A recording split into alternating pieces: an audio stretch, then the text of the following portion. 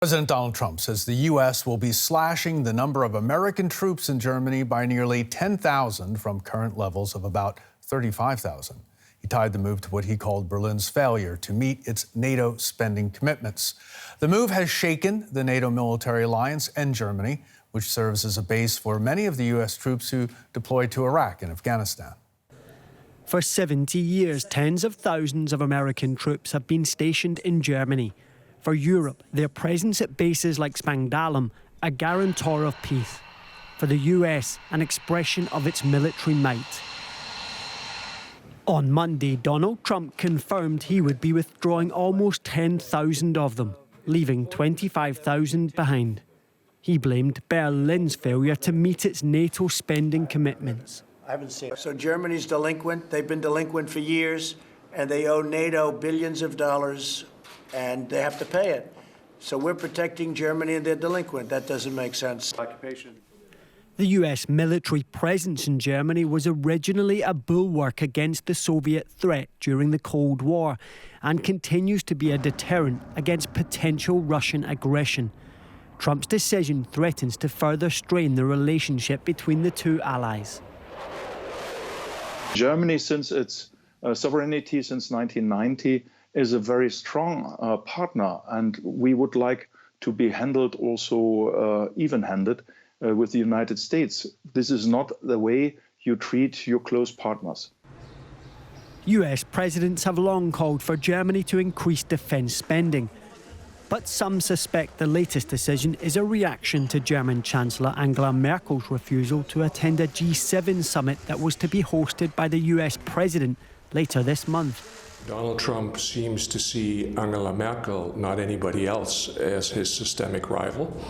Therefore, personality does matter, but this is also part of a new neo-isolationist policy.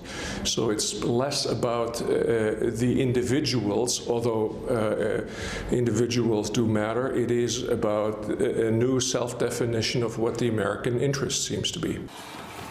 It's not clear if Trump will be able to push through the troop withdrawal, which faces stiff opposition in Congress.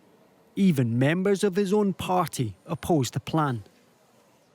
Let's get more on this now with our chief political editor, Michelle Kufner. Good morning to you, Michelle. Has there been any German government reaction so far to this announcement? Well, we saw at least a recognition a couple of days ago that Germany had been informed, and this is the real diplomatic insult here, that the German government, that allies in Europe weren't informed by the Trump administration on these plans, which, as we just heard, are also controversial in the United States. Some are even calling it a strategic present to Russia because it potentially throws into doubt how serious Trump is about NATO in the future as well. Okay, there is some speculation right now that some of these troops might be moved to Poland. Is there concern that Washington will be pulling more of the U.S. military presence out of Germany if Berlin doesn't spend more on its military?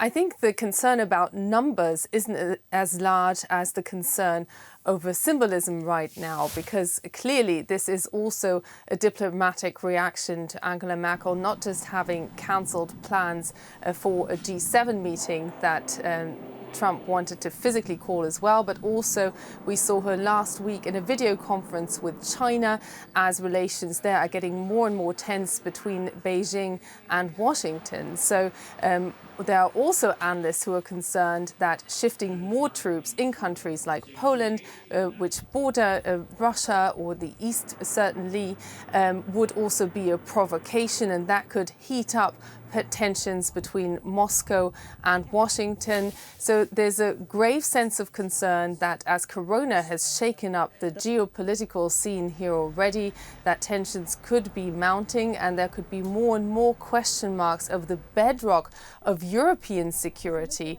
which of course is NATO. We saw the German ambassador in Washington remind Trump that, after all, it's transatlantic security being protected by US troops here. That means nothing else than the concern that Europe would eventually be a battleground if there was a hot confrontation. And there are more and more concerns here that it could also become a battleground for a mounting trade war between the US and China.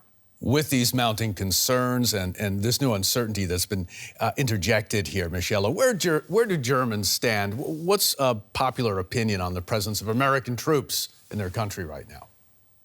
Well, popular opinion still is that the Americans are key allies, but certainly with Donald Trump as president, that overall support has been waning, and there are loud voices, not just from the left here, who are questioning how strong that relationship is in the future, not just now. Michelle, as ever, great to see you. Thanks for coming in this morning. For more on this, we're joined by Alexander Graf Lambsdorff. He's a German parliamentarian in the opposition, business-free, Free Democrats, and oversees foreign affairs for the party's parliamentary group. Thanks so much for coming in on this, Mr. Lambsdorff. Your party is committed to strong U.S. ties. What does the withdrawal of about a third of America's 35,000 troops here say to you about the state of German-American relations? Well, the state of German-American relations is not very good. We've heard that just a minute ago. And as a matter of fact, of course, President Trump sees Angela Merkel as a very different kind of leader. And when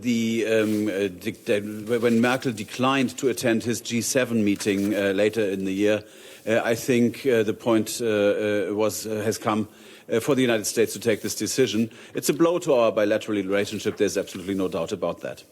Okay, now you've criticized the Merkel administration's push for multilateralism to cope with unilateral American policy decisions like this one, with Washington not consulting Berlin on this move. Is Angela Merkel in the end right that Germany needs to look for new mutual defense arrangements?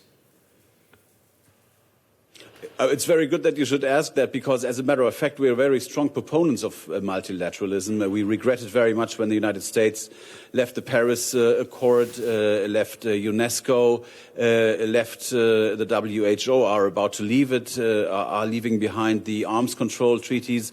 So, as a matter of fact, this is a point on which we support Chancellor Merkel's government. We would just like to see more success here and a more determined attitude on the part of the German government when it comes to strengthening international organizations, because when America abdicates as a leader inside these organizations, China may take over, may want to take over, and it's something that we as Germans and Europeans have to counter. How do you avoid that? How do you avoid China moving into the vacuum that American unilateralism could possibly create? By developing a very strong European foreign policy. And that is something that's sorely missing, as a matter of fact, and that's where we criticize the German government as an opposition party. We believe that there should be a much closer cooperation between Germany and France, the other large member states of the European Union, but the European Union as a whole as well should develop a foreign policy worthy of that name and then transport that into international organizations, most prominently, obviously, the United Nations. Okay, does that mean that NATO is becoming irrelevant for Germany? No, NATO still is our security alliance of last resort. And let's not forget, 25,000 American soldiers are bound to stay. My military contacts tell me that the cooperation on the military professional level works very well to this day, while on the political level, as we've just discussed here, we see difficulties developing. The military still cooperates very closely. Alexander Graf Lambsdorff, as ever, great to see you. Thanks so much for coming in for us today. Thank you.